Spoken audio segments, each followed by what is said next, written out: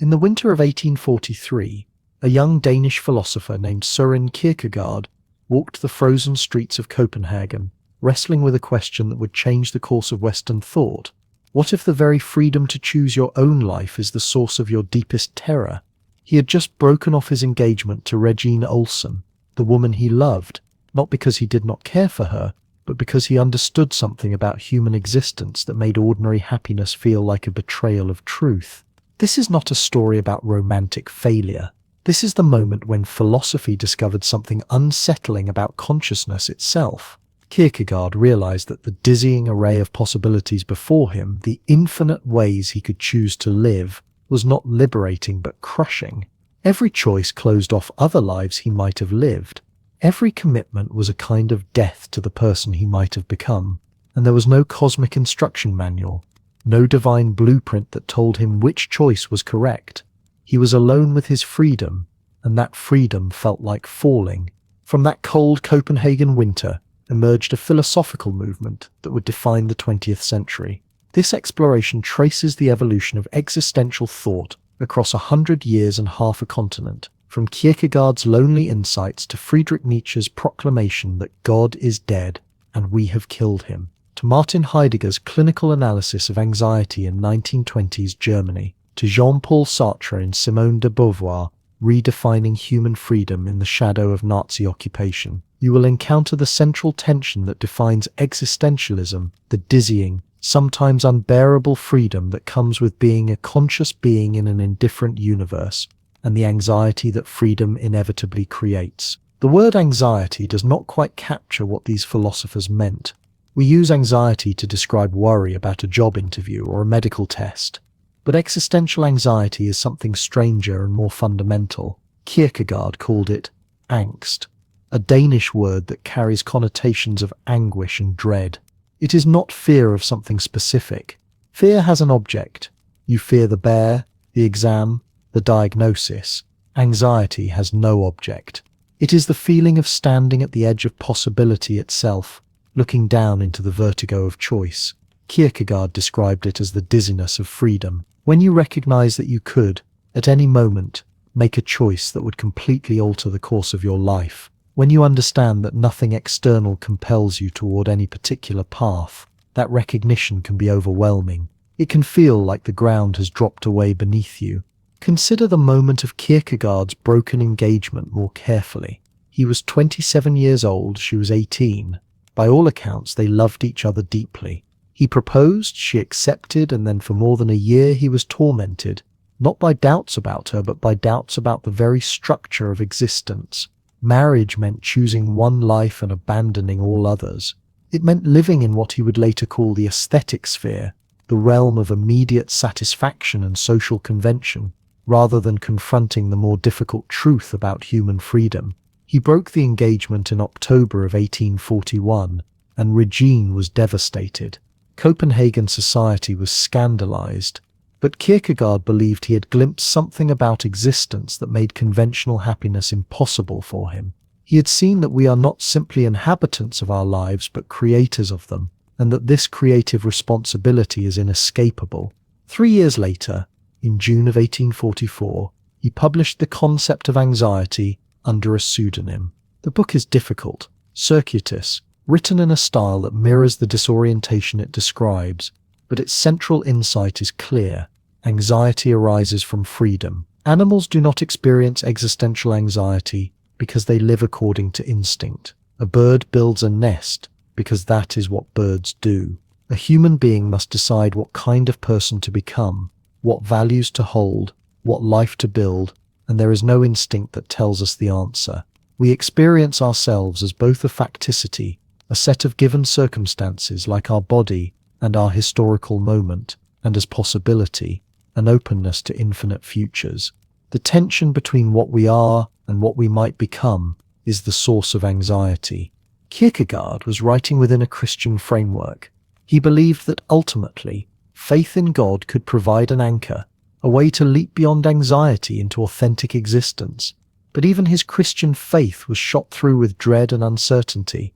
He insisted that genuine faith required a leap into absurdity, a choice to believe despite the absence of rational proof.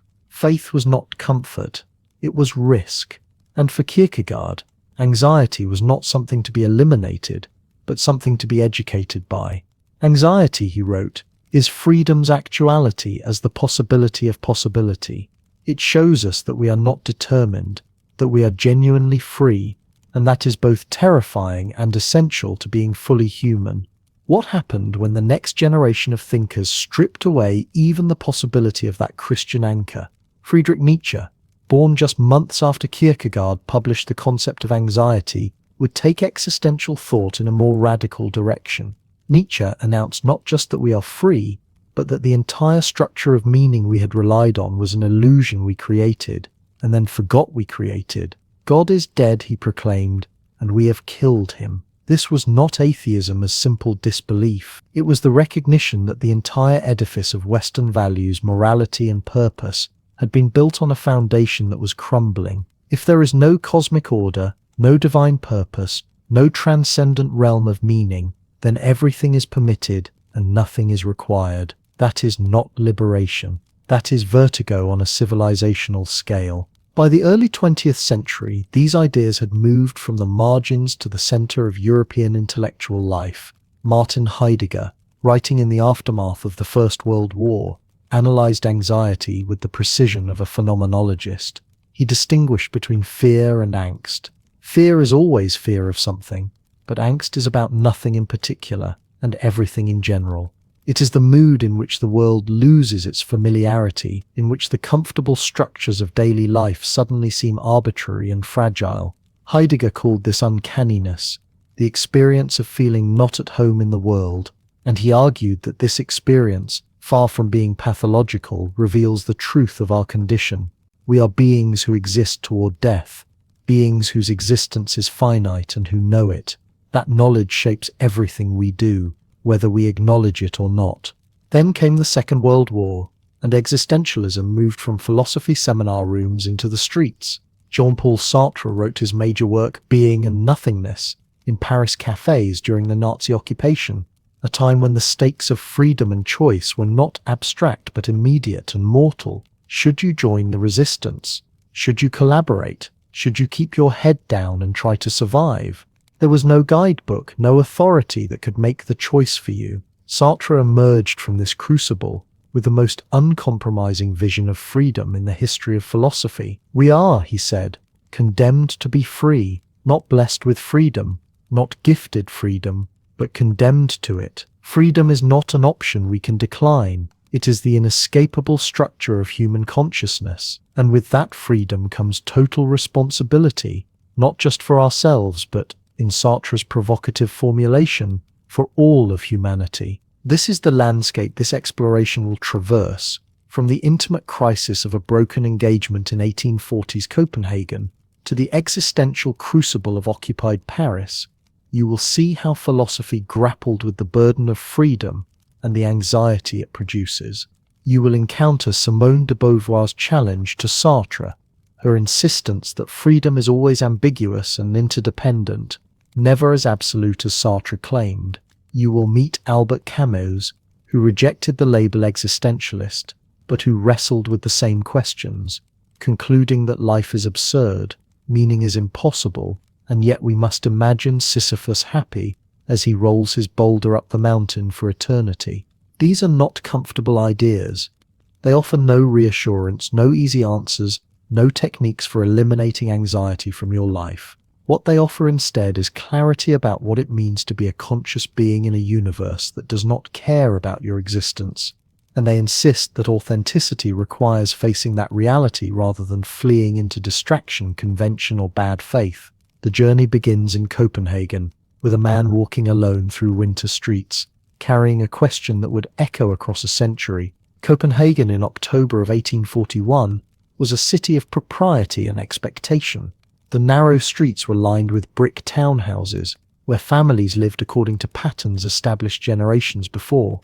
A young man of good family would court a suitable young woman, become engaged, marry in the proper season, and settle into the comfortable rhythms of bourgeois life. Søren Kierkegaard had followed this script precisely.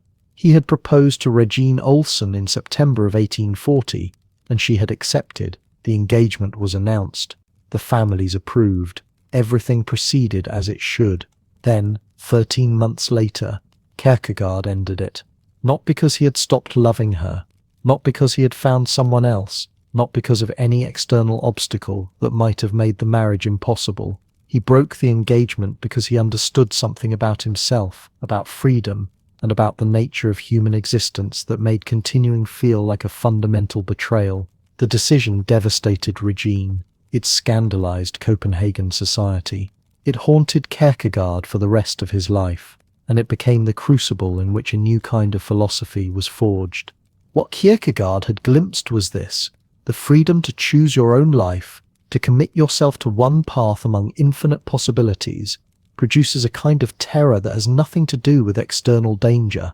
He could have married Regine. Nothing prevented it. His family approved. She loved him.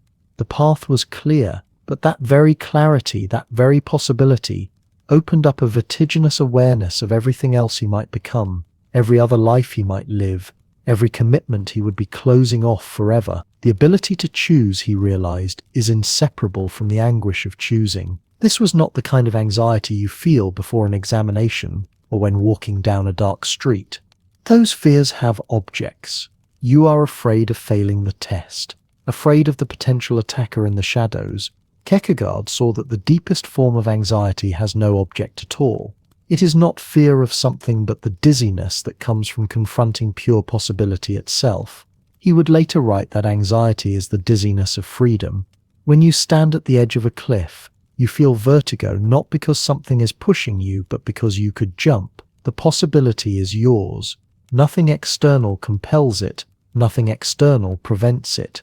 You are free, and that freedom opens up an abyss. In The Concept of Anxiety, published in June of 1844 under the pseudonym Vigilius Hofniensis, Kierkegaard distinguished this anxiety from fear with philosophical precision. Fear always has a definite object: the approaching dog, the looming deadline, the hostile stranger. Anxiety, by contrast, is objectless. It arises not from what is, but from what might be. It is the emotional signature of confronting the burden of possibility. A young man stands before his future and sees not one clear path, but an infinite array of potential lives, each one real, each one available, each one mutually exclusive. To choose one is to kill all the others. To choose at all is to bear the weight of that annihilation. This is why Kierkegaard found the comfortable life of Copenhagen society so philosophically troubling. Most people, he observed, never really choose at all. They follow convention. They do what is expected. They marry because it is time to marry, pursue careers their families approve, adopt opinions that keep them in good standing. They live what Kierkegaard called an aesthetic existence, drifting from pleasure to pleasure, distraction to distraction, never truly committing to anything, because commitment would require acknowledging their freedom and accepting responsibility for it. They are, in a sense, asleep. Anxiety is what might wake them up. The alternative Kierkegaard proposed was what he called the ethical stage of existence. This is the life of genuine commitment, where you make a choice and stand by it, not because external authority demands it, not because convention prescribes it, but because you have chosen it in full awareness that you could have chosen otherwise. The ethical individual accepts the dizzying burden of freedom and does not flee from it. Marriage for Kierkegaard should be this kind of commitment, not a social ritual you perform because everyone else does, but a leap into the unknown that you make with full consciousness that you are betting your entire life on it. But Kierkegaard could not make that leap with Regine, not because he did not love her, but because he understood too much. He saw that to marry her in the conventional way, to settle into the comfortable life that society expected, would be to live in bad faith, to pretend that he was simply following a script rather than making a free choice. And yet to marry her with full awareness of his freedom felt impossible. How do you commit to one person, one life, one path, when you are fully conscious that nothing necessitates it, that you could walk away at any moment, that the commitment is sustained only by your ongoing choice to sustain it? The weight of that awareness was unbearable. This is the paradox at the heart of Kierkegaard's philosophy. Anxiety is the proof of freedom. If you never feel anxious, you are not truly free. You are simply following programming, whether biological, social, or psychological. But the anxiety that comes with freedom is so uncomfortable that most people will do anything to escape it. They will lose themselves in work, in entertainment, in the opinions of others. They will adopt ready-made identities and pre-packaged beliefs. They will live inauthentically because authenticity requires confronting the abyss. Kierkegaard believed that anxiety is therefore both a curse and an education. It is a curse because it makes life difficult in a way that unconscious existence never is. The person who simply does what is expected sleeps soundly. The person who recognizes their freedom lies awake, haunted by possibility. But anxiety is also an education because it is the only path to authentic selfhood. You become a genuine individual, not by avoiding anxiety, but by moving through it, by making choices in full awareness of your freedom, and then living with the consequences of those choices. Anxiety is the tuition you pay for consciousness. In breaking off his engagement, Kierkegaard was not fleeing commitment. He was refusing the inauthentic commitment that social convention offered. He could not pretend that marrying Regine was simply what one does. He could not hide from himself the fact that it was a choice, his choice made in freedom, and therefore weighted with absolute responsibility. And he found that burden too heavy to bear. He spent the rest of his life writing about this moment, circling around it, trying to understand it, transforming his personal crisis into a philosophical investigation of what it means to exist as a free being in a world that offers no predetermined answers. The notebooks and journals he kept reveal a man tormented by his decision. He never stopped loving Regine. He saw her occasionally in the streets of Copenhagen, a painful reminder of the life he had chosen not to live. When she eventually married someone else, he was devastated, yet he remained convinced that his choice, agonizing as it was, represented something true about human existence that conventional life tries desperately to obscure. We are free. We must choose. And the awareness of that necessity produces a kind of vertigo from which there is no permanent escape. But Kierkegaard was writing in an age of Christian faith, where ultimate meaning was still anchored in God. What happens when that anchor is cut loose entirely? Friedrich Nietzsche stood before his students at the University of Basel in the autumn of 1872, a young professor of classical philology who had already begun to sense that something fundamental was breaking apart in European consciousness. He was 27 years old, and behind his thick mustache and round spectacles, a mind was forming thoughts that would make him one of the most dangerous and misunderstood figures in philosophy. But his most shocking pronouncement would not come for another decade, buried in a book that almost no one read when it first appeared. In 1882, Nietzsche published The Gay Science, a collection of aphorisms and reflections that seemed at first like the work of a cheerful skeptic. The title itself suggested lightness, even playfulness. Then, in section 125, readers encountered something that shattered the tone entirely. A madman appears in a marketplace on a bright morning, carrying a lantern though the sun is shining. He runs among the crowd, screaming that he is looking for God. The people in the marketplace, many of them atheists and skeptics themselves, laugh at him. "Where has God gone?" the madman cries. "I will tell you. We have killed him, you and I. All of us are his murderers." The passage does not stop there. The madman goes on, his voice rising in pitch and urgency. "How did we do this?" he asks. "How were we able to drink up the sea?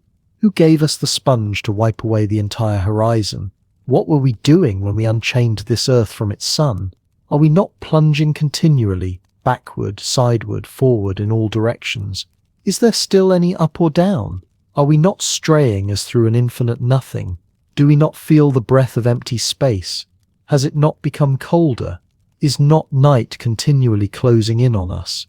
The crowd falls silent.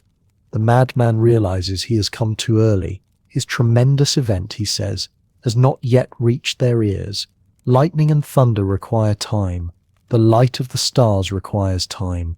Deeds require time, even after they are done, before they can be seen and heard. When philosophy students first encounter this passage, they sometimes mistake it for a celebration. Nietzsche was announcing the death of God, Surely this was a liberation, a throwing off of chains, the beginning of human autonomy.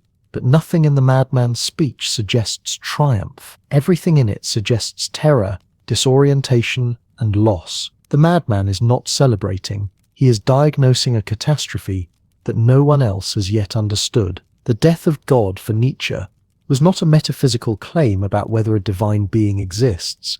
It was a cultural and psychological observation about what happens when an entire civilization stops believing in the framework that had given meaning to everything. For more than 1,000 years, European thought had been organized around the idea of a transcendent order, a cosmic architecture of purpose and value with God at its apex. Morality came from divine command. Beauty reflected divine perfection. Truth was ultimately guaranteed by divine reason. Even for those who doubted God's existence, the structure of value remained implicitly theological. Good and evil, justice and injustice, meaning and meaninglessness. All these categories depended on the idea that the universe itself cared about human concerns. What Nietzsche saw, walking the streets of Turin and Sils Maria, writing feverishly in cheap boarding houses, was that this entire structure had quietly collapsed. Science had made divine intervention unnecessary. Historical scholarship had revealed the Bible as a human document. Philosophy had shown that reason alone could not prove God's existence. Most people had not yet noticed.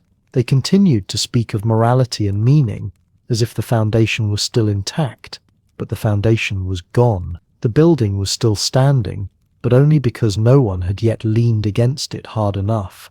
This was nihilism, not the simple pessimism of someone who thinks life is difficult or meaningless in a colloquial sense. Nihilism in Nietzsche's analysis was the recognition that all values are human constructions with no cosmic backing. There is no moral order woven into the fabric of reality. There is no purpose inscribed in the stars. There is no ultimate justice waiting beyond death. There is only the universe, indifferent and vast, and human beings creating meanings that the universe does not confirm or deny because it does not speak at all. The psychological weight of this realization was immense. Imagine waking up one morning to discover that everything you thought was solid ground is actually thin ice. Every moral principle you have lived by, every goal you have pursued, every sacrifice you have made, all of it rests on foundations that turn out to be nothing but collective human agreement, revised and discarded across centuries as casually as fashions change. The vertigo this produces is not intellectual. It is visceral. It is the feeling of falling when there is nothing beneath you and no bottom to hit. Nietzsche called this staring into the abyss. In Beyond Good and Evil, published in 1886, he wrote that whoever fights monsters should see to it that in the process he does not become a monster, and if you gaze long enough into an abyss, the abyss will gaze back into you. The abyss was not evil or darkness in a moral sense. It was the void left when all the old certainties are stripped away. It was the nothingness that becomes visible when you stop filling your life with inherited meanings and face existence without metaphysical comfort. But Nietzsche did not counsel despair. His diagnosis was terrifying, but he believed it was also an opportunity. If all values are human creations, then human beings can create new values. If there is no cosmic order to conform to, then we are free to invent purposes that affirm life rather than deny it. The question was whether human beings were strong enough to bear this freedom. Could we create meaning without the reassurance that our meanings reflect something eternal? Could we say yes to life knowing that life offers no guarantees, no rewards for virtue, no ultimate vindication? This was the challenge Nietzsche threw down. The death of God was not the end of the story. It was the beginning of a new and more dangerous chapter. Either humanity would collapse into passive nihilism, going through the motions of a morality it no longer believed in, or it would rise to the task of self-creation. Either we would become smaller, weaker, more resigned, or we would become something greater than we had been, when we still imagined ourselves as creatures of a divine plan. The emotional cost of this vision was visible in Nietzsche's own life. In January 1889, in Turin, he suffered a mental collapse from which he never recovered. Whether it was caused by syphilis, a brain tumor, or some other physiological catastrophe remains uncertain, but there is a haunting image from the day of his breakdown. He saw a horse being whipped by its owner in the Piazza Carlo Alberto. Nietzsche ran to the horse, threw his arms around its neck, and collapsed. He spent the last 11 years of his life in the care of his mother and sister, unable to write, barely able to speak, lost in silence. Perhaps the abyss had gazed back too intensely, or perhaps Nietzsche had simply looked longer and harder than anyone else, and the cost of that clarity was unbearable. He had diagnosed the crisis of modernity with precision. He had named the void that opened up when God died. He had challenged humanity to create new values in the absence of cosmic guidance. But the burden of that challenge was crushing, and not everyone who understood it could carry the weight. Nietzsche's diagnosis was radical, but he offered the Übermensch a vision of self-overcoming. The 20th century would strip away even that heroic consolation. Martin Heidegger was born in 1889 in the small Black Forest village of Meßkirch, where church bells marked time and the rhythms of rural life suggested a world still ordered by tradition. By the time he published Being and Time in April of 1927, that world had been shattered by the First World War, and Heidegger had become convinced that Western philosophy had been asking the wrong questions for 2,000 years. Philosophy had concerned itself with beings, with particular things that exist, but it had forgotten to ask about being itself, the fact that anything exists at all. This forgetting, Heidegger believed, had allowed human beings to drift into a peculiar kind of sleepwalking, a life lived on the surface of existence without ever confronting what it means to be. At the center of Being and Time stands an analysis of anxiety that goes deeper than either Kierkegaard or Nietzsche had ventured. Heidegger makes a careful distinction between fear and what he calls angst, a German word that translates roughly as anxiety or dread, but carries connotations both terms fail to capture fully. Fear always has an object. You fear the oncoming car, the angry dog, the disapproving glance. Fear points outward towards something specific in the world that threatens you. Angst is different. It has no object. It is not about anything in particular. When anxiety strikes, you cannot point to what troubles you. The question, "What are you anxious about?" has no coherent answer. Everything and nothing. The world itself. Your own existence. This objectlessness is not a deficiency, but the revelation of something fundamental. Angst discloses what everyday life normally conceals, your existence itself, the sheer uncanny fact that you are. In anxiety, the familiar world loses its reliability. The tools you use, the roles you play, the projects that give your days structure, all of it suddenly appears strange and arbitrary. The floor does not disappear beneath your feet, but its solidity no longer feels certain. You are still standing in your kitchen, or walking down a street you have walked 1,000 times, but the sense of being at home in the world evaporates. Heidegger calls this uncanniness, a feeling of not being at home even in the most familiar surroundings. What anxiety reveals is that you are not simply a thing among other things, an object in the world like a stone or a tree. You are Dasein, Heidegger's term for human existence, which literally means being there. You are a being for whom your own being is at issue. A rock does not concern itself with being a rock. A tree does not wonder about its existence, but you do, you must. And this is because you are fundamentally being toward death. You are the only creature who knows it will die and must live in light of that knowledge. Death is not just an event that will happen at some point in the future. It is the horizon of all your possibilities. Everything you do, every choice you make, every project you undertake unfolds against the background of your finitude. You cannot hand this death over to someone else. No one can die your death for you. It is the one absolutely certain thing about your existence, and yet it is also the one thing you cannot experience and survive.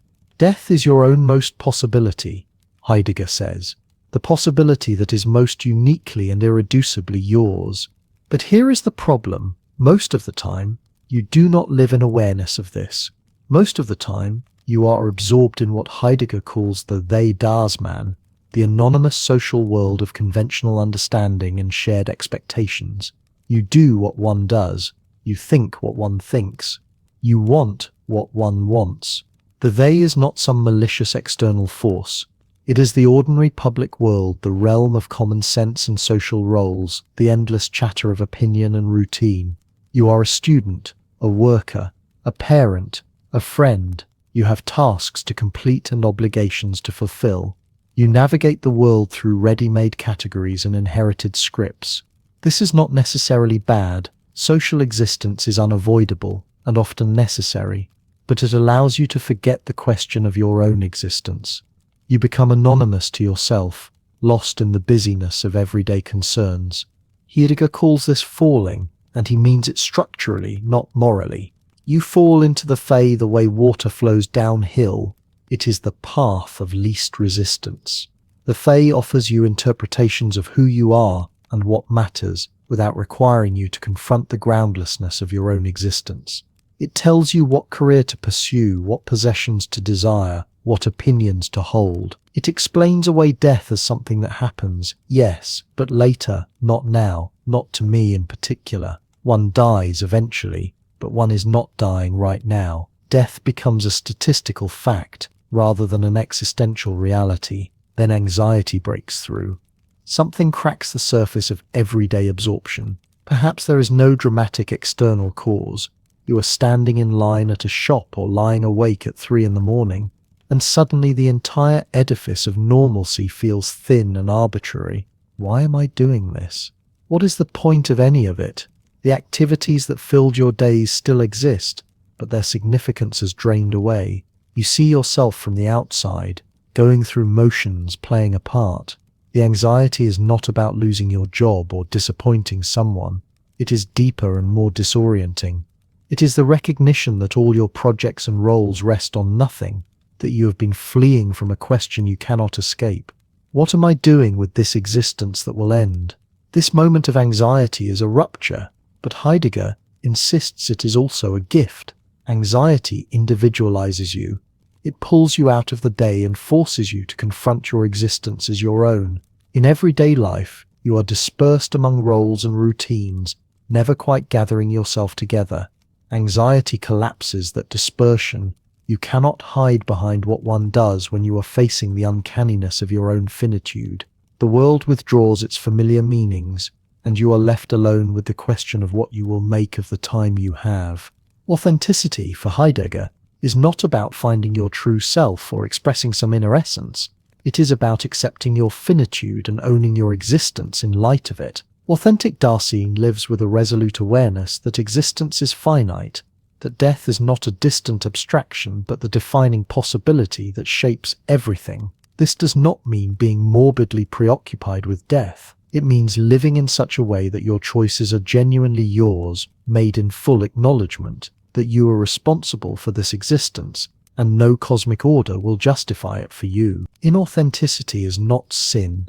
It is not even necessarily avoidable for long stretches of time, but it is an evasion of the fundamental fact of your existence.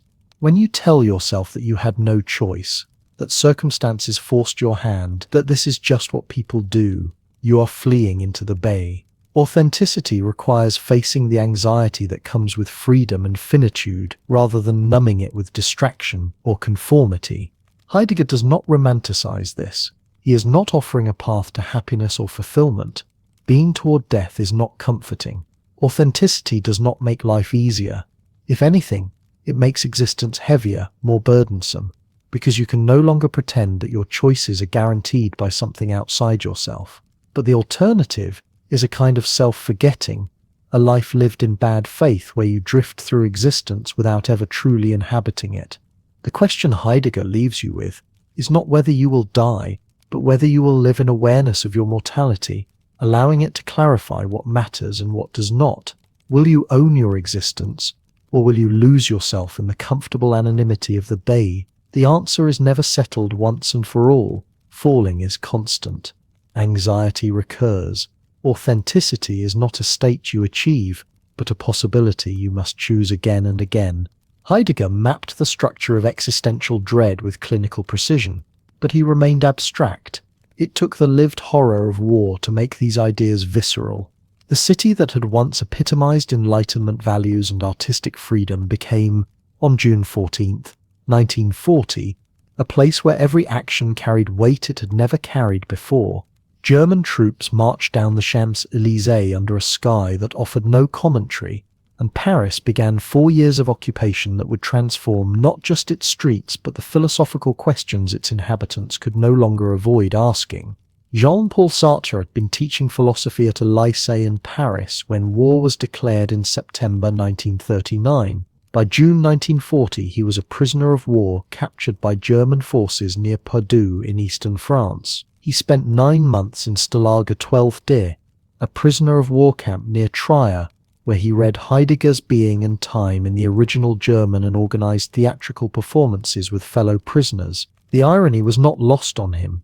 He was physically confined in a way that made the question of freedom unavoidable, impossible to treat as mere abstraction. He secured release in March 1941 by claiming poor health, using a physician's note about his partial blindness in one eye. The ethics of this deception would later trouble some observers, but it returned him to Paris at a moment when the city had become a laboratory for questions about choice, complicity, and resistance. The Paris he returned to was no longer the Paris he had left. Occupation meant curfews. It meant German soldiers on every corner, swastika flags hanging from the Hôtel de Ville, ration cards determining who ate and who went hungry. It meant Jewish neighbours disappearing in the night, taken first to Drancy, then to destinations most Parisians preferred not to imagine too precisely. It meant collaborators who adjusted comfortably to the new order, resistors who risked everything for acts of sabotage or intelligence gathering, and a vast middle ground of people trying to survive without taking sides too visibly. Every action became fraught with moral weight.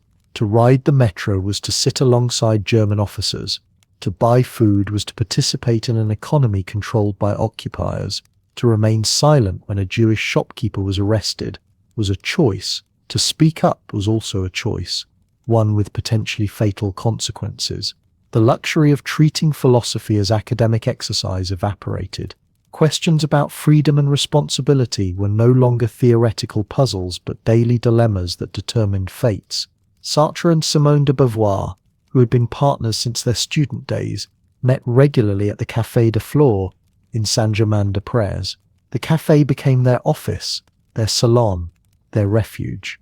They sat for hours over single cups of ersatz coffee, writing in notebooks, discussing ideas, observing the strange theatre of occupation around them. German officers sometimes occupied nearby tables, collaborators conducted business deals, resistance members passed coded messages. The café was heated, which mattered during winters when coal was scarce. This practical consideration made it a gathering place for the intellectually inclined, who also needed warmth. It was in this atmosphere between 1941 and 1943 that Sartre wrote Being and Nothingness, a 700-page philosophical treatise that remains one of the densest and most influential works of existential thought.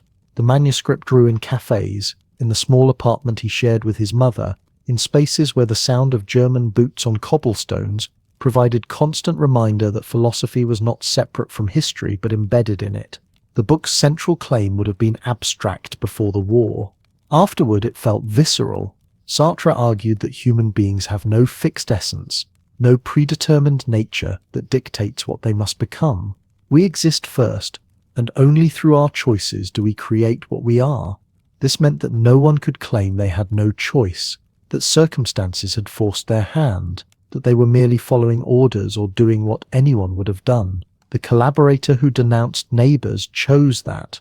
The resistor who hid refugees chose that. The person who did nothing chose that too, because doing nothing was itself a choice. Occupation made this insight impossible to evade.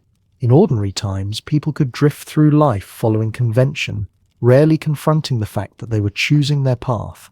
But when German soldiers controlled your city, when every interaction carried potential consequences, when staying alive might require compromises and staying human might require risks, the structure of choice became impossible to ignore. You could not pretend you were merely following a script written by nature or society or God. Every day presented decisions, and every decision revealed what you valued, what you were willing to sacrifice, who you were becoming through your actions. The resistance newspaper combat, which Camus would later edit, put it starkly under occupation. Neutrality was impossible. Not choosing a side was choosing the side of power, choosing to let the occupation continue unchallenged.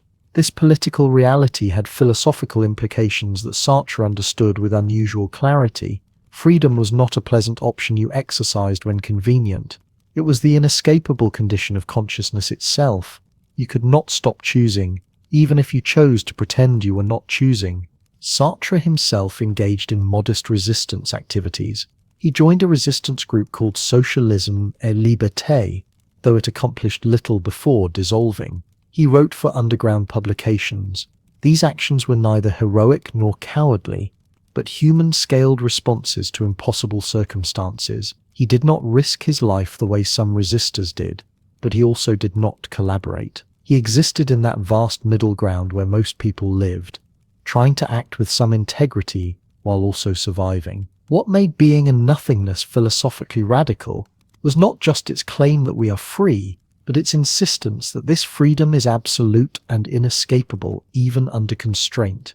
The prisoner is free, Sartre argued, not because he can walk out of his cell, but because he remains the one who interprets his situation, who decides what it means, who chooses how to respond. This did not mean prison was not real or that constraints did not matter. It meant that consciousness retains a kind of freedom even when the body is bound, the freedom to negate the given, to refuse what is, to project possibilities. This might sound like philosophical sleight of hand, but in occupied Paris it had weight. The resistor tortured by the Gestapo was free to talk or remain silent. The constraints were severe, the consequences brutal, but the choice remained. This was not meant to minimize suffering or suggest that all choices are equally easy. It was meant to identify something about consciousness itself, that it can never be fully determined by circumstances, that it always retains the capacity to say no, to refuse, to choose death over betrayal if that is what one values. Critics would later argue that this vision of freedom was too abstract, that it ignored material conditions, that telling a starving person they are radically free was obscene. There is validity to this criticism, but in the context of occupation, Sartre's radical freedom had subversive power. It denied the occupier total victory. Physical control was not spiritual control. Circumstances could constrain but not fully determine. The human being remained irreducible to circumstances, always capable of surprise, always able to choose otherwise. By 1943, when Being and Nothingness was published, Paris had been occupied for 3 years. The initial shock had hardened into routine. People had learned how to navigate checkpoints, how to find black market goods, how to avoid notice or curry favor, depending on their strategy for survival. The city had developed the rhythms of occupation, and into this world of enforced choices, Sartre introduced a philosophy that insisted there were no excuses, no appeals to fate or duty that could absolve responsibility. You chose, always chose, and your choices made you what you were. Out of this crucible came Sartre's most uncompromising idea: we are not just free, we are condemned to be free. Jean-Paul Sartre published Being and Nothingness in 1943 during the Nazi occupation of Paris, and within its dense 600 pages lay a claim so radical that it seemed to strip human existence down to its bare foundation. 2 years later, in October of 1945, he stood before a packed crowd at the Club Maintenon and delivered a lecture titled Existentialism is a Humanism. The room was so crowded that people fainted from the heat and lack of air. What they had come to hear was Sartre's central thesis, the idea that would define his philosophy and haunt everyone who encountered it: existence precedes essence. The phrase sounds abstract, almost technical, but what it means is this: there is no blueprint for being human. You are not made according to a divine plan. You do not have a nature that determines what you ought to become. A paper knife, Sartre explained, has an essence before it exists. The craftsman conceives of its purpose and then brings it into being. The knife exists to cut paper. Its essence precedes its existence. But a human being is fundamentally different. You are thrown into existence first without purpose or definition. And only then do you create what you are through the choices you make. You exist, and then you define yourself. There is no instruction manual. There is no correct answer waiting to be discovered. This is not the inspiring vision of freedom that liberation movements promise. Sartre's freedom is not a gift. It is a sentence. He uses the word condemned deliberately. We are condemned to be free. This means freedom is not something you can choose to embrace or refuse. You cannot opt out. Even the decision not to choose is a choice. Even surrendering your freedom to an authority, a religion, a political movement, or the expectations of others is a choice for which you remain entirely responsible. You are free whether you want to be or not, and that freedom is total. Nothing determines your actions in advance. No essence, no human nature, no psychological programming excuses you from the fact that you could have done otherwise. The emotional weight of this realization is what Sartre calls anguish. Anguish is not fear of an external threat. It is the vertigo that comes from recognizing that you are the sole author of your actions and that nothing outside yourself justifies them. Imagine standing at the edge of a cliff. You feel fear that you might fall, but you also feel something else, something stranger. The awareness that you could jump. Nothing stops you. The decision is entirely yours. That second feeling, that dizzying recognition of your own radical freedom, is anguish. It appears in moments when you realize that your future is not determined, that you could betray your own values, abandon your commitments, become someone entirely different. A soldier going into battle feels anguish not because he fears death, but because he knows he might, at the decisive moment, run. A person in a relationship feels anguish not because they fear betrayal from their partner, but because they recognize their own capacity for betrayal. Anguish is the emotional experience of total responsibility. Most people cannot bear this. Most people spend their lives fleeing from anguish, constructing elaborate defenses against the knowledge of their own freedom. Sartre has a term for this evasion: bad faith. Bad faith is the lie we tell ourselves in order to pretend we are not free. It is the act of denying our own agency, treating ourselves as objects determined by forces beyond our control. Bad faith takes many forms, and Sartre was a master at identifying them. Consider the waiter in the cafe. Sartre describes him in being and nothingness with almost cruel precision. The waiter moves with exaggerated precision. His gestures are a bit too solicitous, his voice a bit too eager. He is playing at being a waiter the way a child plays at being a soldier. He has reduced himself to a function, treating himself as though he simply is a waiter, as though this role defines his essence. But the truth is that he is not a waiter in the way a stone is a stone or a tree is a tree. He is a human being who is at this moment choosing to perform the role of waiter. At any instant he could stop, walk out, become something else. But acknowledging that would mean confronting the full weight of his freedom, and so he takes refuge in the identity. He hides from himself behind the performance. Or consider Sartre's famous example of the woman on a date. A man has invited her out, and his intentions are clear enough. At a certain point he takes her hand. She is faced with a choice. She can acknowledge the gesture, which means deciding whether to reciprocate or withdraw. Either decision forces her to confront her own desires and commitments. So instead she does neither.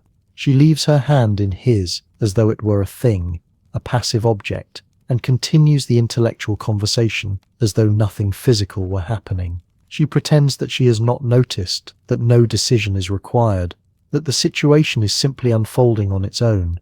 This is bad faith. She refuses to acknowledge that she is choosing to leave her hand there, refuses to take responsibility for her own complicity in what is happening.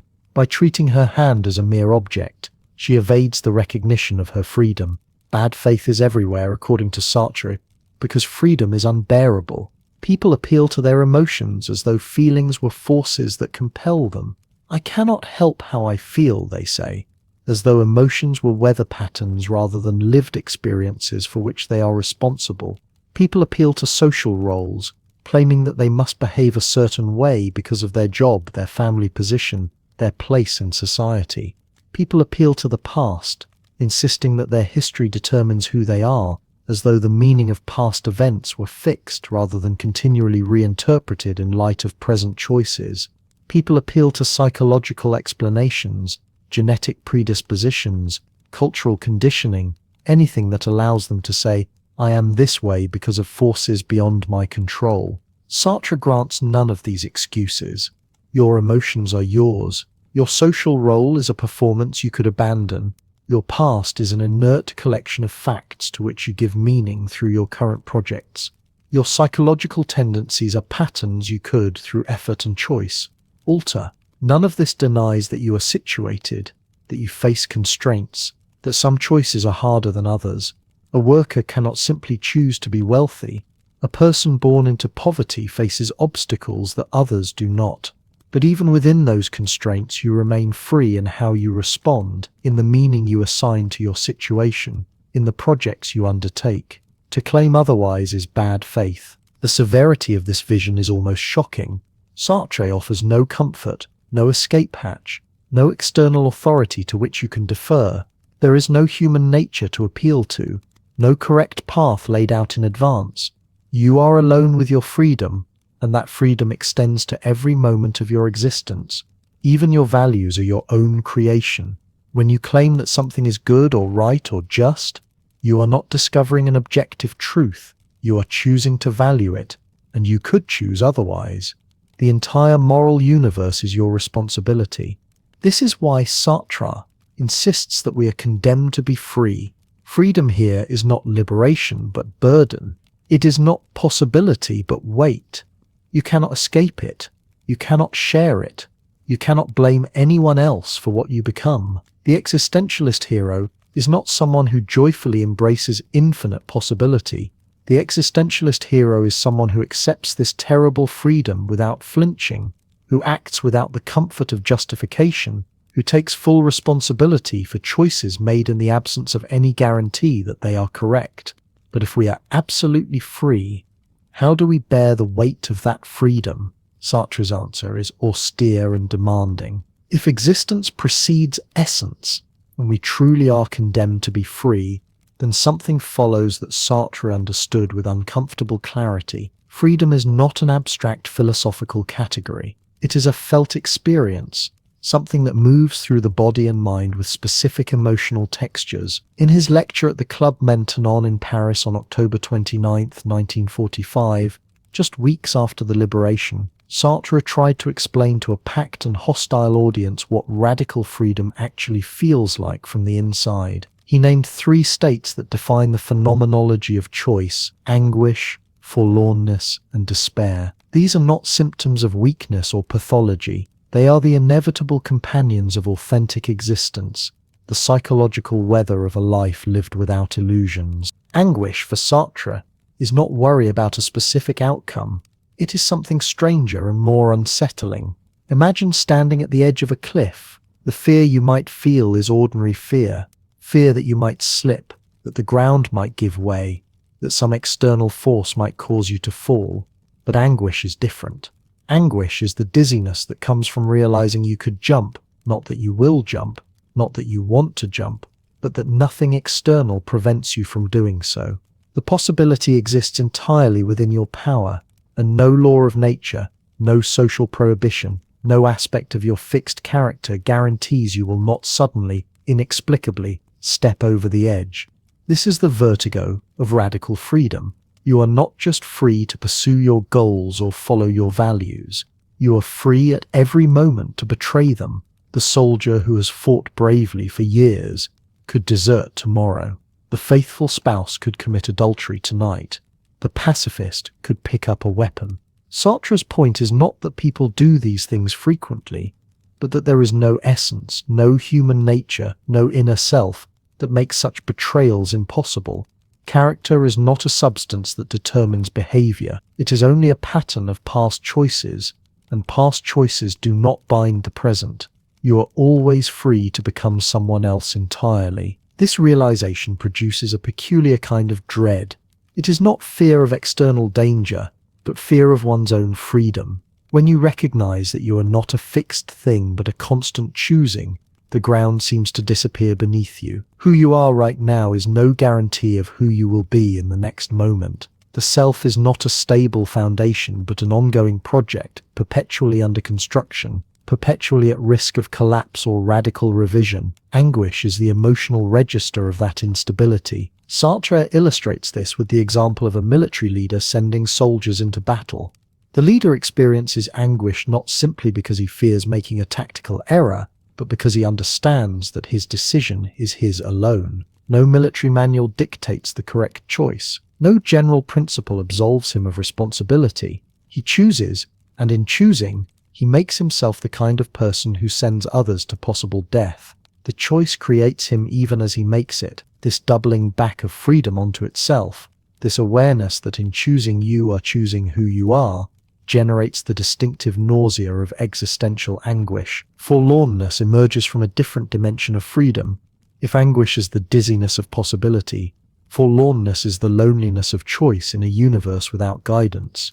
Sartre uses the term to translate Heidegger's concept of abandonment, and the word carries the image of a child left alone, no longer able to look to a parent for direction. God is dead, Nietzsche declared.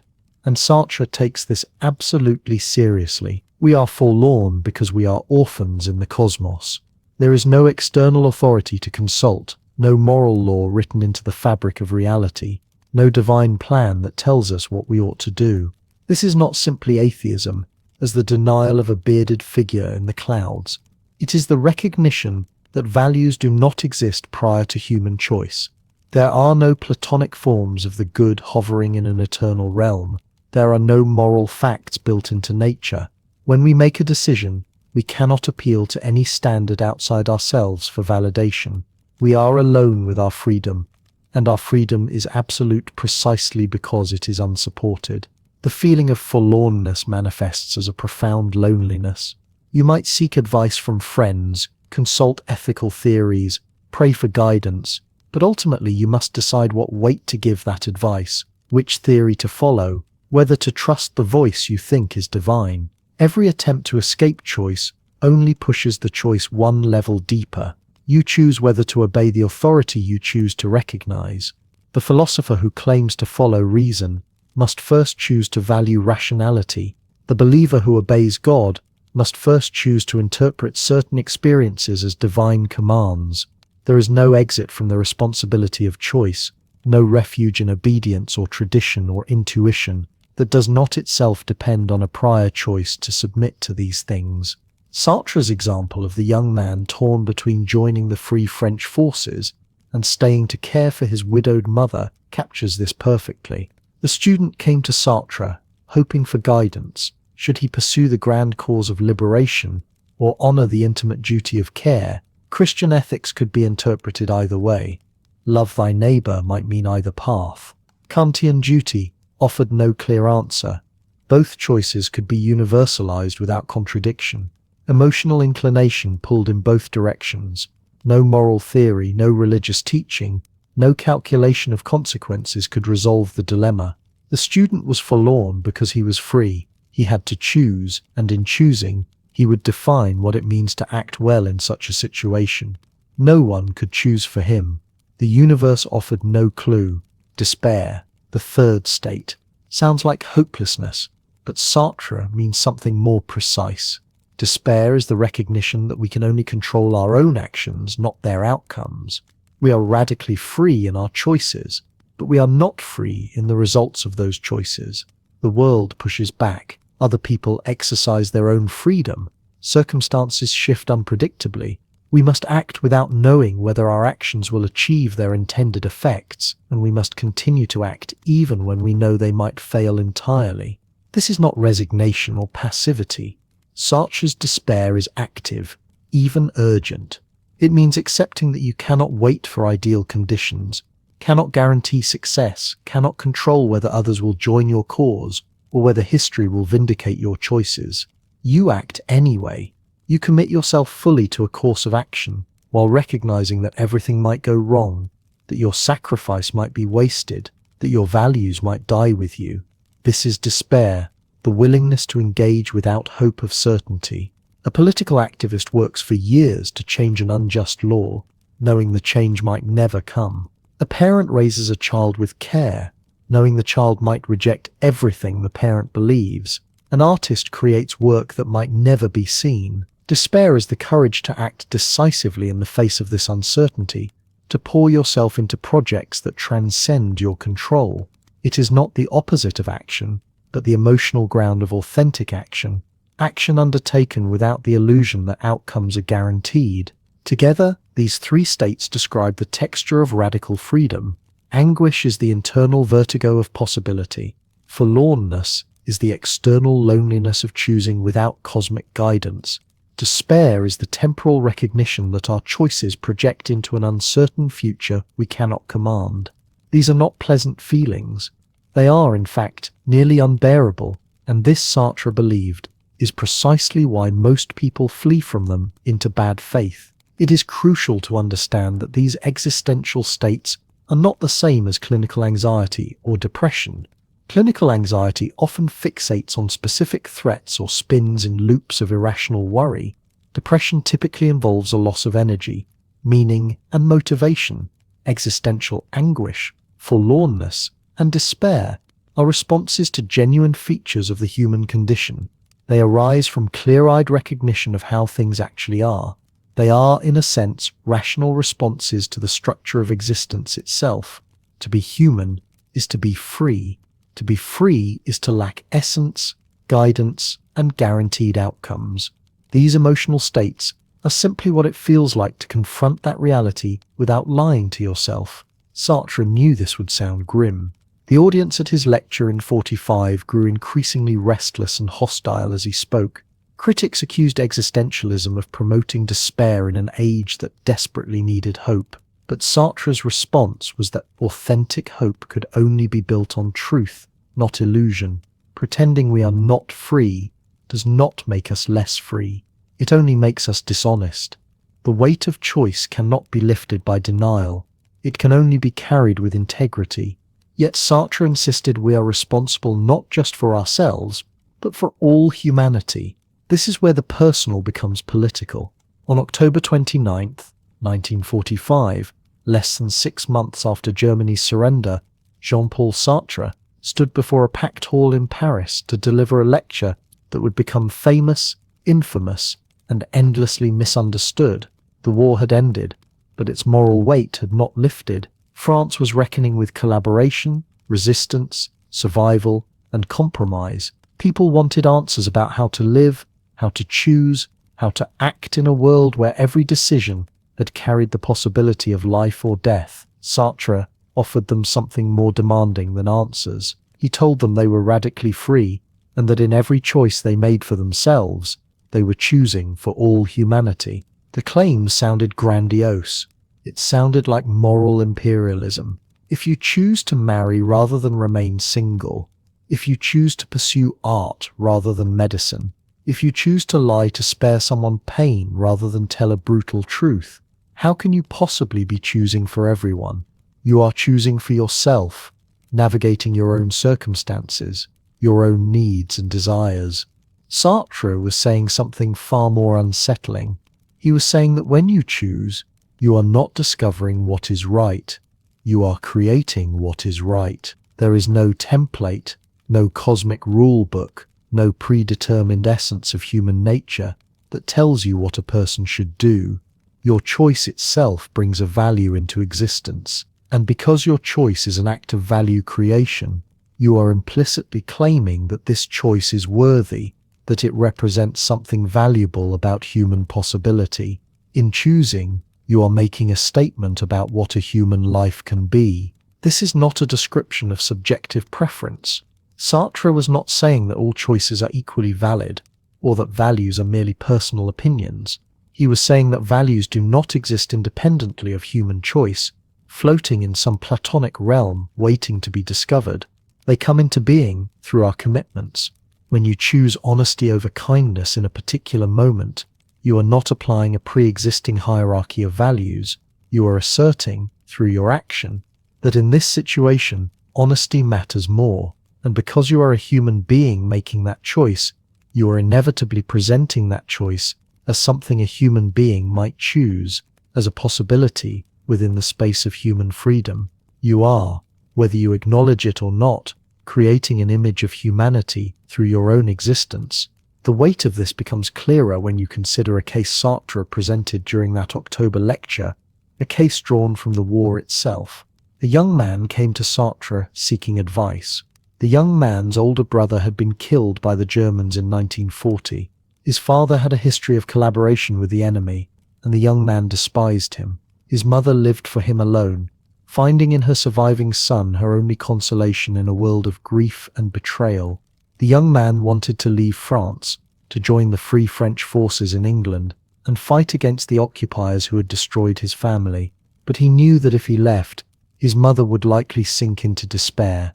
She had no one else. He was torn between two paths: the call to resistance, to fighting for his country and avenging his brother, and the immediate tangible duty to care for the person who needed him most. He came to Sartre wanting to be told what to do. Sartre refused. Not out of cruelty, but out of intellectual honesty. The young man wanted Sartre to give him a rule, a principle, an answer that would resolve the tension. But existentialism insists there is no rule that can make this choice for you. If you appeal to duty, which duty takes precedence? The duty to your nation or the duty to your mother? If you appeal to consequences, how do you measure the value of caring for one suffering woman against the value of contributing to a vast collective struggle? If you appeal to emotion, your feelings are likely divided, pulling you in both directions with equal force. Any framework you apply to this decision is itself a choice.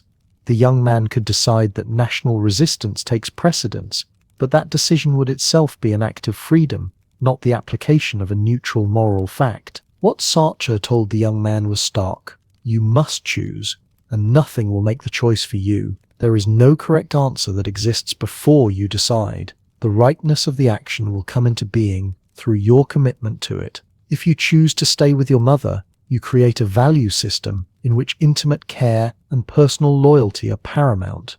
If you choose to leave and fight, you create a value system in which collective resistance and justice take precedence. Both are defensible, both are authentically human, but you cannot have both, and you cannot avoid choosing. Even refusing to choose is a choice, a way of letting circumstances decide, which is its own form of bad faith. This is authenticity in its most demanding form. Authenticity does not mean being true to your feelings, because your feelings are conflicted. It does not mean following your conscience, because conscience itself is formed by the choices you have already made. Authenticity means accepting that you are the source of the value in your choice, that there is no higher authority to which you can appeal, and that you must own the decision fully, without excuses, without evasion.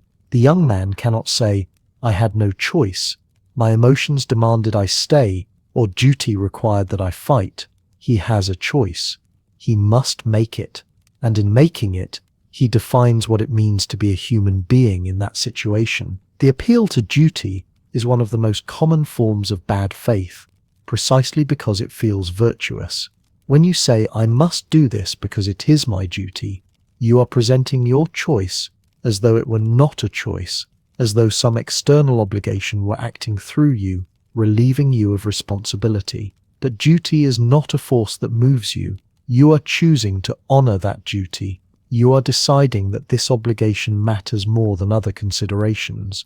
The soldier who says, "I was following orders," is in bad faith, not because following orders is always wrong, but because he is denying that he chose to follow them. The parent who says, "I had to sacrifice my career for my children," is in bad faith if they refuse to acknowledge that they could have chosen differently, that they valued their children's well-being over their own professional ambitions, and that this was a choice for which they are responsible. Similarly, the appeal to emotion is bad faith. When you say, "I could not help myself, my passion overcame me," you are treating yourself as a thing moved by forces rather than as a conscious being who chose to act on that passion. Sartre's example of the woman on a date, from a previous discussion, illustrates this. The woman whose hand is taken by her companion pretends not to notice, leaving her hand inert, neither withdrawing it nor responding. She is in bad faith because she is trying to avoid choosing. She wants the moment to unfold without her agency, as though her body were a separate thing that coincidentally remained passive. But her passivity is a choice. She is choosing not to acknowledge the situation, and that choice has meaning. It is an act of value creation, a statement about what matters and what can be ignored.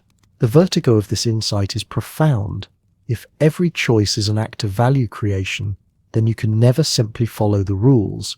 You are always responsible for deciding whether the rules apply, whether they matter, whether this situation calls for adherence or defiance. You cannot hide behind morality, behind duty, behind emotion, behind circumstance. You are free, and your freedom means you are the origin of value in your own life. Sartre was not celebrating this. He was describing it as a burden, a condemnation. We are condemned to be free because we cannot escape this responsibility. We did not ask for it. We cannot set it down.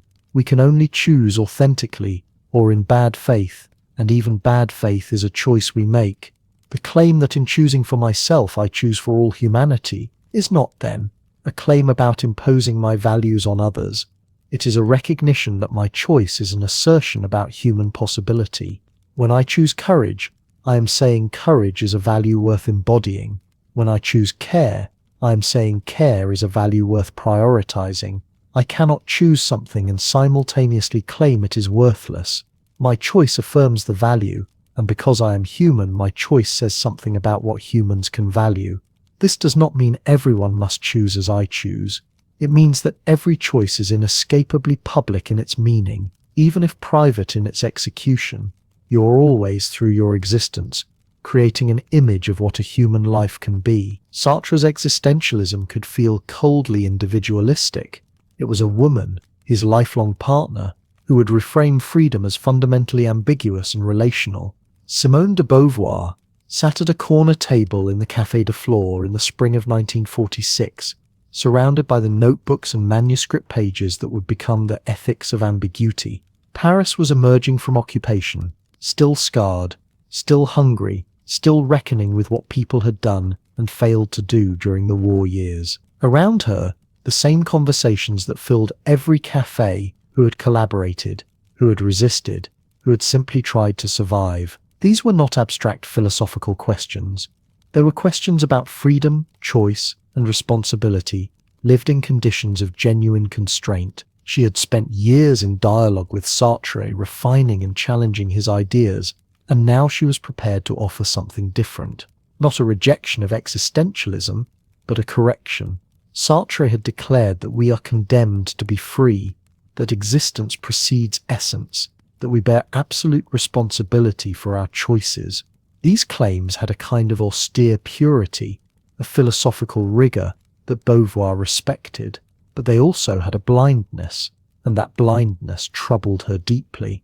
The problem was this: Sartre wrote as though freedom were a metaphysical fact that existed independent of circumstances, as though the worker and the factory owner, the colonized and the colonizer, the woman and the man, all confronted the same existential condition.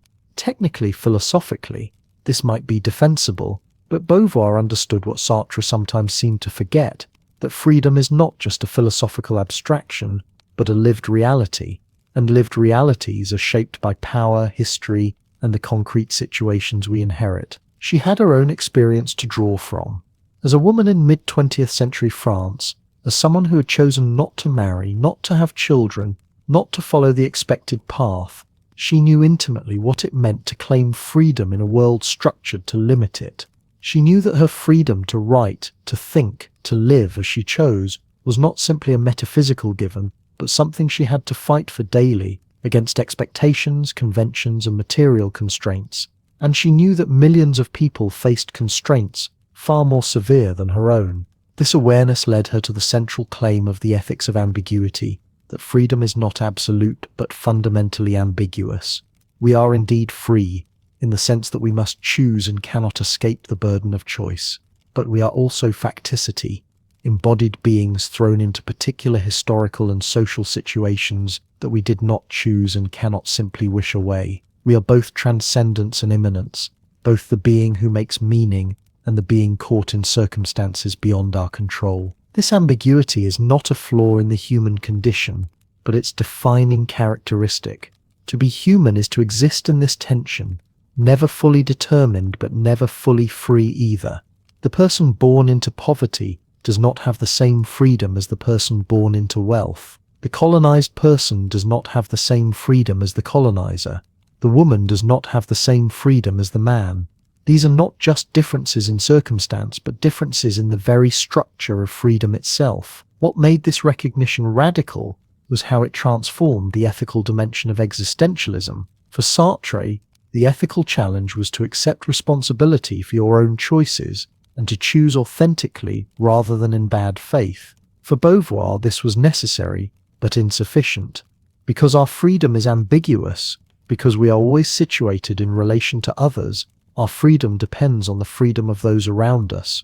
She drew out the implications with relentless logic. If I am free only in a world shared with others, then their oppression diminishes my own freedom. If I benefit from systems that constrain others, I am complicit in limiting the very freedom I claim for myself. The factory owner who exploits workers, the colonizer who subjugates populations, the man who treats women as objects rather than subjects. Each of these fails to recognize that authentic freedom requires recognizing and willing the freedom of others. This was not sentimentality or altruism. It was a recognition built into the structure of human existence. We are not isolated consciousnesses making choices in a void. We are beings in the world, in relation, and our freedom is always already entangled with the freedom or unfreedom of others. To will my own freedom while denying yours is not just morally wrong, but existentially incoherent. It is a form of bad faith, a refusal to acknowledge what we actually are. Beauvoir understood something else that Sartre's framework often obscured. That oppression does not just harm the oppressed, it corrupts the oppressor as well. The person who holds power over others, who denies their freedom, who treats them as instruments rather than ends, loses something essential to their own humanity. They become trapped in a false position, unable to experience genuine freedom because they have structured their world around domination rather than reciprocity. She saw this dynamic everywhere in post-war France. Those who had collaborated with the Nazis, who had betrayed neighbors to save themselves, who had chosen safety over solidarity, they had not achieved authentic existence. They had fled from freedom into a particularly corrosive form of bad faith, one that required continuous self-deception to maintain. And those who held structural power, who benefited from colonialism or class hierarchy or patriarchy, were trapped in a similar contradiction, even when they believed themselves to be acting freely. The ethical imperative that emerged from this analysis was clear and demanding. We must will freedom not just for ourselves, but universally, not because of some abstract principle of justice or divine command, but because this is what authentic existence requires. To exist authentically is to recognize the ambiguous nature of freedom and to act in ways that expand rather than contract the possibilities for others. This did not mean naive optimism about human goodness or simple formulas for right action. Beauvoir was as skeptical of moral absolutes as Sartre was. The ethics of ambiguity meant accepting that ethical choices are always made in conditions of uncertainty, that we cannot know all the consequences of our actions, that we will sometimes face genuine dilemmas with no clear resolution. The student torn between caring for his mother and joining the resistance faced a real conflict between legitimate claims, and no principle could resolve it for him. But acknowledging this ambiguity did not mean retreating into moral relativism or paralysis. It meant taking responsibility for choices while recognizing their limits, willing freedom while acknowledging constraints, acting in solidarity while accepting uncertainty. It meant understanding that ethical life is not about following rules, but about continually choosing in ways that recognize and expand the freedom of all. Where Sartre had offered an existentialism of individual authenticity, stark and uncompromising, Beauvoir offered an existentialism of mutual recognition and collective liberation. Where Sartre had emphasized the radical isolation of consciousness, the unbridgeable gap between the for itself and the other, Beauvoir emphasized relationality and interdependence. Where Sartre had focused on metaphysical freedom, Beauvoir insisted on examining the concrete social conditions that make freedom possible or impossible. Her vision was more nuanced because it refused the purity of abstraction. She would not pretend that philosophical analysis could be separated from questions of gender, class, race, and power. She would not treat freedom as though it existed independent of history and society, and she would not offer an ethics that ignored the radical inequality in how freedom is distributed and experienced. The Ethics of Ambiguity appeared in 1947, at a moment when existentialism was becoming a cultural phenomenon, when Sartre was famous and controversial, when the questions these thinkers raised felt urgent to a generation trying to rebuild meaning after catastrophe. Beauvoir's book was both a contribution to that movement and a quiet correction of its blind spots. It said, yes, we are free, but freedom is more complicated, more fragile, more dependent on others than we have acknowledged. She never claimed to have resolved the tensions in existential thought. The ambiguity she described was not a problem awaiting solution, but the permanent condition of human existence. We would always be caught between freedom and constraint, transcendence and facticity, self and other, but in naming that ambiguity clearly, in showing how it demanded an ethics of mutual liberation rather than isolated authenticity, she transformed existentialism from a philosophy of the individual into a philosophy capable of addressing injustice, oppression, and the shared struggle for a freer world. While de Beauvoir sought to ground freedom in ethics, another thinker was asking whether the universe itself rendered all this striving absurd.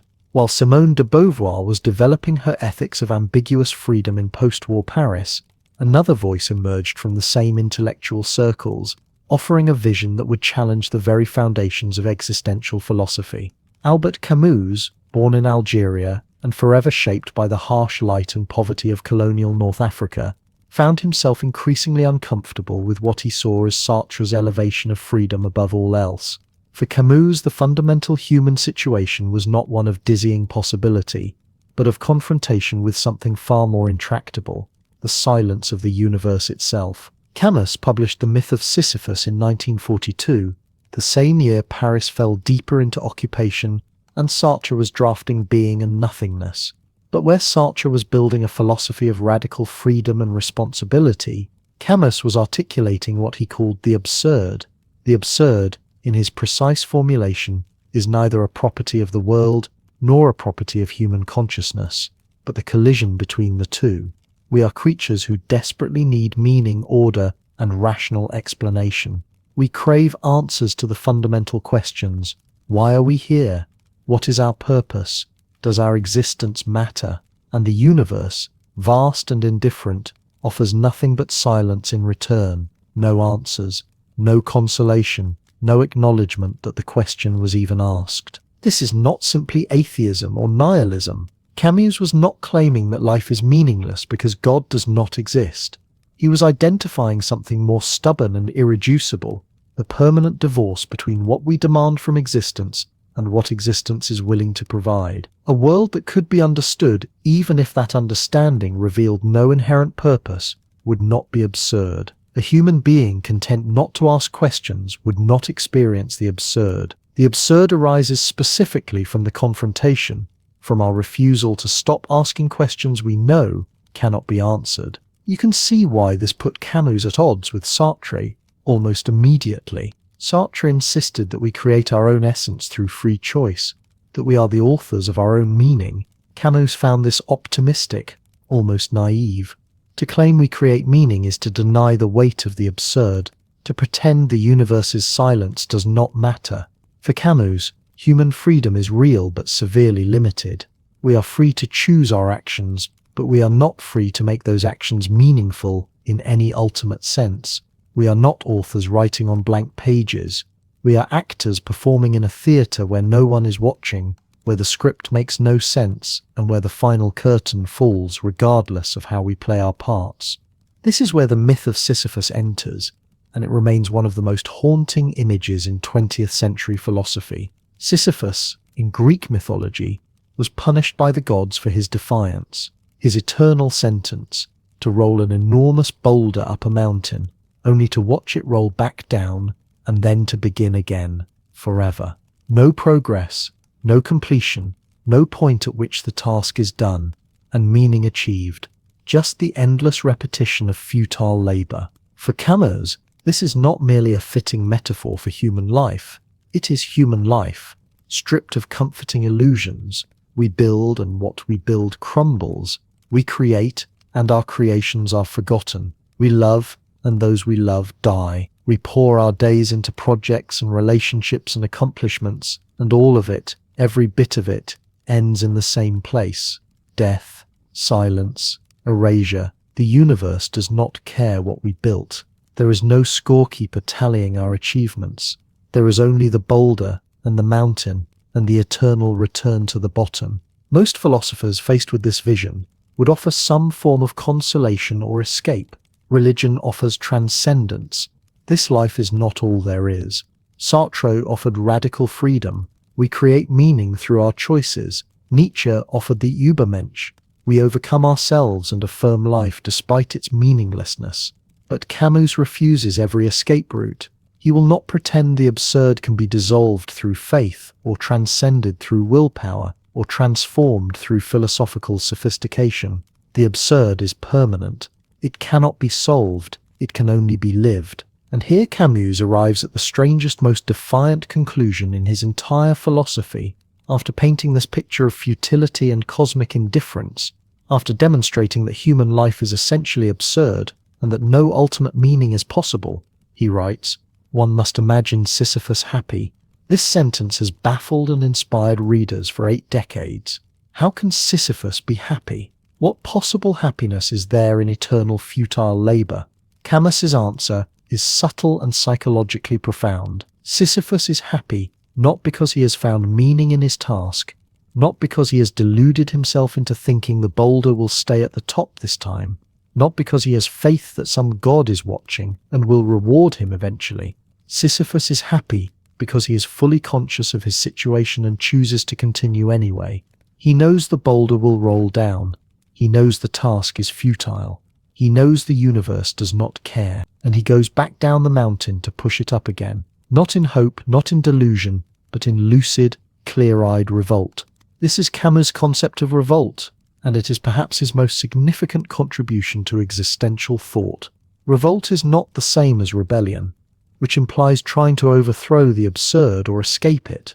Revolt is the decision to live fully and intensely, while knowing that life has no ultimate justification. It is the rejection of both suicide and philosophical suicide. Suicide, for Camus, is the admission that the absurd has won, that the confrontation is too much to bear. Philosophical suicide, which he found in religious faith and in Sartre's leap into meaning creation, is the attempt to deny the absurd by pretending answers exist where none do. Revolt refuses both paths. It accepts the absurd and continues anyway. The emotional tenor of Camus's philosophy is entirely different from Sartre's.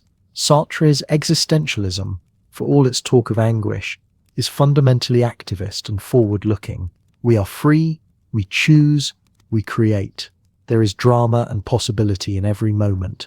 Camus offers something quieter and more stubborn: acknowledgement, acceptance, continuation. The happiness of Sisyphus is not joy or exhilaration. It is the austere satisfaction of remaining conscious, of refusing to lie to oneself, of living without the crutch of false hope.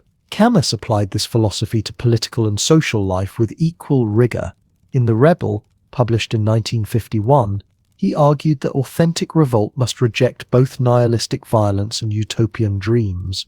The revolutionary who kills in the name of a perfect future is engaging in philosophical suicide, pretending that ultimate meaning justifies present atrocity.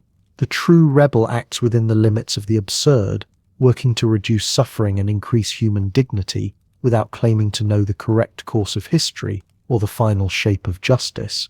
This position alienated him from many on the left, including eventually Sartre himself, who saw Camus as politically naive and insufficiently committed to radical change. But Camus was not naive. He was consistent. If the universe is silent, if no ultimate justification exists for our actions, then we cannot commit violence in the name of some future paradise we have decided is inevitable or necessary. All we have is this moment, these lives, this concrete suffering. Revolt means acting to alleviate what is intolerable while acknowledging that perfection is impossible. It means caring for the living without pretending we are building the kingdom of heaven. The disagreement between Camus and Sartre, which became public and bitter by the early 1950s, was never fully resolved. It represents a genuine fork in existential thought. One path, Sartre's, emphasizes freedom, creation, and the possibility of authentic commitment. The other, Camus's, emphasizes limits, absurdity, and the refusal of false consolation. Both thinkers took the human condition seriously. Both rejected easy answers, but they arrived at fundamentally different emotional and philosophical responses to the void where traditional meaning used to stand. These competing visions of existentialism spread beyond philosophy into culture, art, and everyday self-understanding. But did they solve the problem of existential angst or simply articulate it? The war ended in the summer of 1945, but the questions it raised did not end with the silence of the guns. Across Europe, millions of people returned to cities still marked by rubble and absence, carrying with them not just physical scars but a profound disorientation about meaning itself. The old certainties had been shattered, not merely by the violence of combat but by the moral abyss that had been revealed. How could one speak of human nature or divine providence after the camps, after the bombs, after the systematic destruction of entire peoples? Existentialism offered no comforting answers, but it offered something perhaps more valuable, a vocabulary for describing the exact texture of post-war consciousness, the feeling that you were suddenly terribly responsible for who you would become in a world that guaranteed nothing. Sartre delivered his lecture, Existentialism is a Humanism, on October 29, 1945, barely a month after Japan's surrender. The venue was packed beyond capacity, with people fainting in the heat and crush of bodies. Young intellectuals, students, veterans still in uniform, artists trying to make sense of what they had witnessed, all pressed together to hear a philosophy that insisted human beings had no excuses, no cosmic alibi for their choices. The response was extraordinary. Existentialism became not merely an academic position, but a cultural phenomenon, spreading through literature, theatre, film, the lived self-understanding of an entire generation. This was not because Sartre had made existence sound easier or more hopeful. It was because he had articulated something people already felt but could not name: the vertigo of standing in history with no script, no guide, only the necessity of choice. The writers heard it first and most clearly. Albert Camus had already published The Stranger in 1942, but in the post-war years his vision of the absurd found a vastly expanded audience. His protagonist Mersault, who murders a man almost by accident and faces execution with neither guilt nor hope, became an icon of existential detachment. Samuel Beckett's Waiting for Godot, first performed in Paris in 1953, put two men on a bare stage waiting for someone who never arrives, doing nothing of consequence, facing the terrible possibility that there is nothing to wait for and no reason to leave. The play was about freedom stripped of purpose, choice without ground. Theatre of the absurd, as it came to be called, was not absurdist in the sense of silly or nonsensical. It was absurd in Camus's precise sense. It confronted audiences with the gap between human need for meaning and the universe's refusal to provide it. Cinema absorbed these ideas as well, though often in less explicit forms. The Italian neo-realists, filming among actual ruins with non-professional actors, captured the existential situation without philosophical commentary. Roberto Rossellini's Germany Year Zero, released in 1948, ends with a child committing suicide in bombed-out Berlin, a decision that is both incomprehensible and perfectly expressive of existential despair. Later, filmmakers like Ingmar Bergman and Michelangelo Antonioni would build entire bodies of work around existential themes: isolation, the failure of communication, the burden of freedom, the search for authentic existence in a society built on performance and bad faith. These were not philosophy lectures disguised as films. They were explorations of how existential anxiety actually feels when embodied in particular lives, particular rooms, particular silences. Psychology, too, began to shift under existential influence.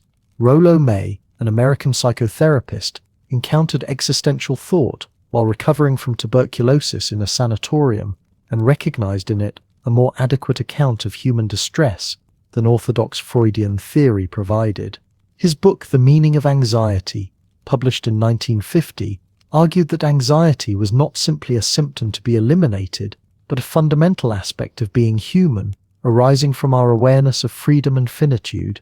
Viktor Frankl, who had survived Auschwitz, developed logotherapy based on the premise that the primary human drive is not pleasure or power, but the search for meaning. His memoir, Man's Search for Meaning, published in 1946, demonstrated that even in the most dehumanizing conditions imaginable, individuals retained the freedom to choose their attitude, to create meaning through how they bore their suffering. This was existentialism tested in the most extreme laboratory. Political movements also drew on existential vocabulary, particularly in the decolonization struggles of the 1950s and 60s. Frantz Fanon, a psychiatrist from Martinique who joined the Algerian Revolution, used existential concepts to analyze colonialism's psychological impact. In The Wretched of the Earth, published in 1961, he argued that colonized peoples had been reduced to the status of objects, denied the freedom to define themselves, and that decolonization required violent rupture precisely because authentic existence could not be granted, but only seized. Sartre himself wrote the preface, endorsing Fanon's analysis and acknowledging that European existentialism had failed to adequately address the material conditions that constrained freedom for most of the world's population. The question of how existentialism related to Marxism, to collective struggle, to structural oppression, became increasingly urgent and increasingly divisive. Yet even as existentialism gained cultural dominance, it faced serious philosophical criticism. Structuralists like Claude Lévi-Strauss argued that existentialism overestimated individual autonomy and ignored the ways human thought and behavior are shaped by underlying structures we do not consciously choose. Marxists charged that existentialism's focus on personal authenticity was a form of bourgeois indulgence, that it treated freedom as primarily psychological rather than addressing the economic and political conditions that make real freedom possible or impossible. Feminists pointed out that women had rarely been treated as full subjects in existential philosophy, that the supposedly universal human condition being described looked suspiciously like the experience of educated European men. De Beauvoir's The Second Sex, published in 1949, demonstrated how women had been systematically denied the freedom to transcend their situation,